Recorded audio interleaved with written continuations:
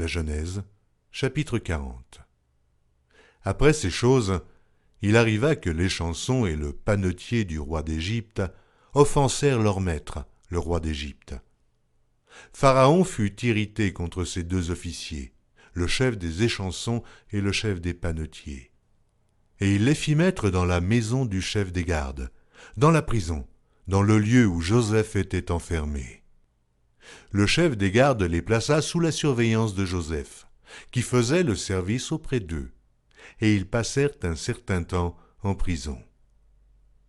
Pendant une même nuit, l'échanson et le panetier du roi d'Égypte, qui étaient enfermés dans la prison, eurent tous les deux un songe, chacun le sien, pouvant recevoir une explication distincte. Joseph, étant venu le matin vers eux, les regarda, et voici, ils étaient tristes. Alors il questionna les officiers de Pharaon qui étaient avec lui dans la prison de son maître, et il leur dit « Pourquoi avez-vous mauvais visage aujourd'hui » Ils lui répondirent « Nous avons eu un songe, et il n'y a personne pour l'expliquer. » Joseph leur dit « N'est-ce pas à Dieu qu'appartiennent les explications ?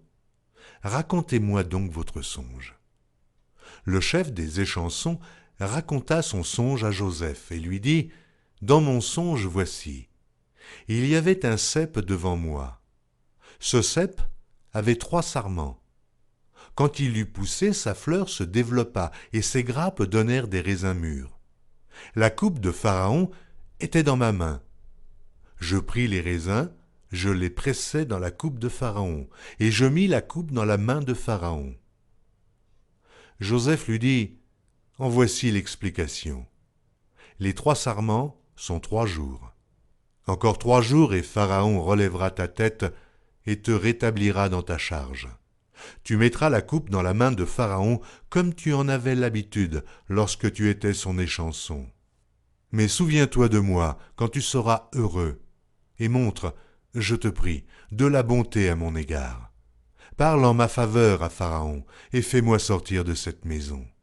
Car j'ai été enlevé du pays des Hébreux et ici même, je n'ai rien fait pour être mis en prison. » Le chef des panetiers, voyant que Joseph avait donné une explication favorable, dit « Voici, il y avait aussi dans mon songe 3 corbeilles de pain blanc sur ma tête.